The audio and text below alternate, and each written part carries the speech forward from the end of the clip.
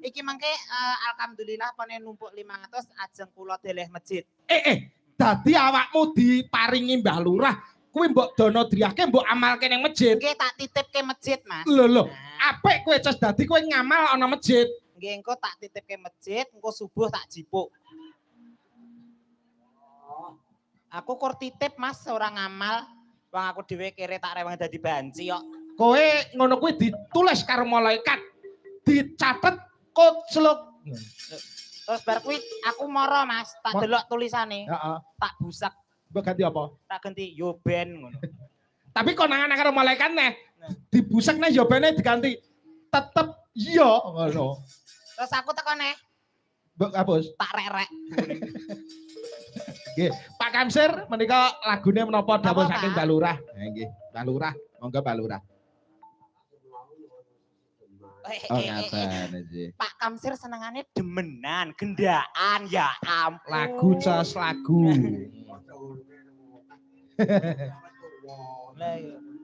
Mike sing wireless. Niki Mbah. Nggih, langsung dangdut menapa ngagem bawa Mbah Kamsir? Oh nggih, monggo. Slendro patete 9 Mas Agus. Majing. Monggo Mbah Kamsir. Sesideman. Kula tak wiwitane. Wiwitane. Jalannya suantan pun sekol. Walah ngusahe kok ya. Kali Mbak Nur mandhap Mbak Nur. Matur nuwun Mbah Lurah, berkah barokah sehat selalu. Wah, jan piyayi iki ora kaya Mbah Budi estu. Enake mesem karo guyu. Nuwun sewu niki diapit nggih, Mbah. Nggih. Diapit apa? Diapit apa? Malah kecepet. Niki ke piye to jane niki? Iki pancuran kula teng mriki, sendang kapit pancuran ngoten nggih. Heeh. Nggih to? Iki pancuran banyune bening. Sendang niki pancuran, niki nggih pancuran. Ya Mbah Kamsir banyune bening. Nek nggonmu? Nggon aku buklak. Malah wis ra metu ya. Masa mboten metu kula tokne riyene, Mbah. Ampun. Maksudnya masa pancurane ra metu Ora banyune. Aduh, boten koyo mengguyon. Wiwitane, Mbah Kamsir. Andara sang pake. Ya bagus kang olah budaya.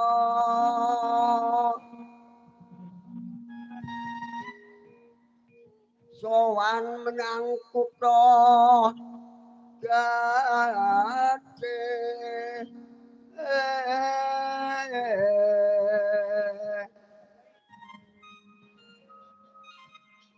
Bendara wis kayong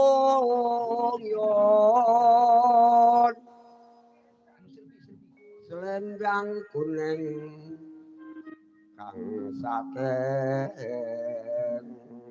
oke.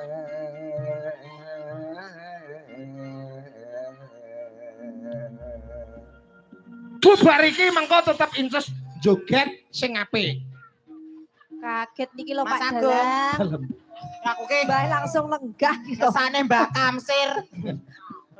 Ora. Iki pratandha sound sisteme Mas Imron iki apik. Apik ya apik tanah daran damput tok. Tukang sone lo kaget. Dek kono pas go Walkman ngono ka lho Mas. Maka suara kurang permono ning wasesa